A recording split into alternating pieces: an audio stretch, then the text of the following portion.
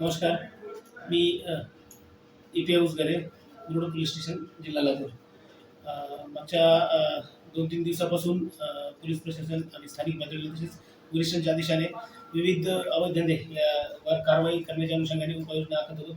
मागच्या 2-3 दिवसामध्ये police station तसेच पोलीस अधीक्षक साहेब यांच्या टीमने या भागामध्ये विविध कारवाई केल्या आहेत. मागच्या 2 तारखेला म्हणजे 2 मार्चला लातूर बायपास या ठिकाणाहून अवैध वाहतुकीची विक्री करणारे 2 इस्मांना पकडून आम्ही त्यांच्यावर कारवाई केली आहे.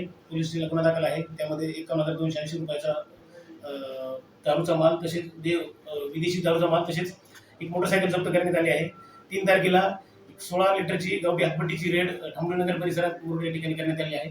तसेच आज सकाळी माननीय पोलीस अधीक्षक साहेब यांची पथक व पोलीस स्टेशनची टीम यांनी संयुक्तपणे एक कारवाई केली आहे. त्यामध्ये देशी दारूचा जवळपास 1 लाख रुपयाचा माल आणि व्हेकल असं 2,51,000 रुपयाची कारवाई आज करण्यात आली आहे. मागच्या 2-4 दिवसांमध्ये पोस्टेच्या अंतर्गत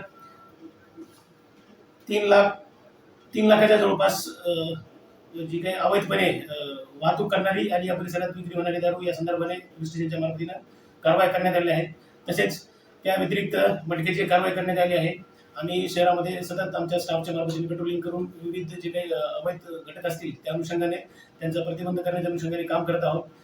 शहरामध्ये आम्ही मागच्या 4 दिवसापासून फिरत असताना बऱ्याच अंश आम्हाला जे काही पानटपऱ्या आहेत त्या बंद अवस्थेमध्ये दिसत आहेत. आम्ही नागरिकांना आवाहन करतो की कुठं अशा स्वरूपानं काही दिसून येत असेल आम्ही आमच्या पद्धतीने कारवाई करतच आहोत. त्या पद्धतीनं आम्हाला काही माहिती मिळाली आपल्याला पण माहिती असेल ती आम्हाला द्यावी आणि बिलकुल त्या अनुषंगाने पुढील कारवाई करू